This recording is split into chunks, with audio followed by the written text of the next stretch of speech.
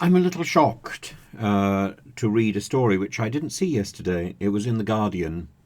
The scheme allowing Ukrainians to join family members already here taking sanctuary in the UK has now been closed. And opposition politicians have described this as cruel and below the radar, coming just before the 2 year anniversary of Russia's invasion of Ukraine.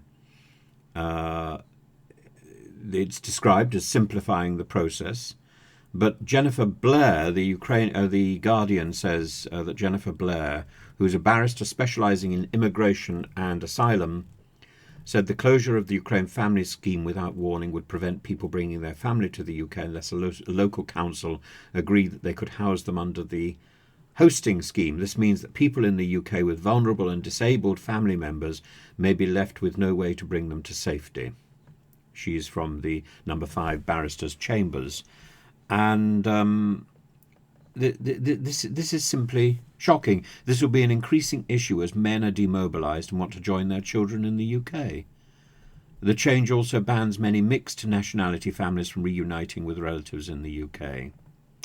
More than 200,000 Ukrainians have arrived here in the UK since March 2022, with the first visas due to expire in March next year. What happens there? The SNP has said that the government was forcing Ukrainian refugees to jump through hoops to remain safely in the UK, accusing it of trying to slip these cruel measures under the radar. And of course, one of the reasons it's doing this is because these people are documented, and therefore if some of these people are sent out of the country, that suggests that the Home Office is actually doing something.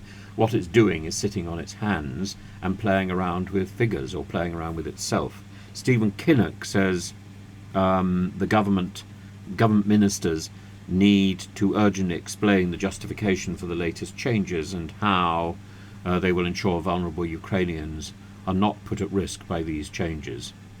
The numbers arriving on visa schemes have already dropped, but many that are coming are often in very desperate personal situations.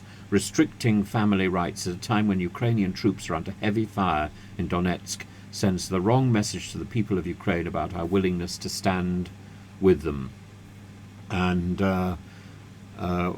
somebody from James Cleverly's little group says nobody from Ukraine who is here already is being asked to leave, but in fact can stay longer. Nobody who wanted to and still wants to is being prevented from applying to come here from Ukraine because the Homes for Ukraine route still exist.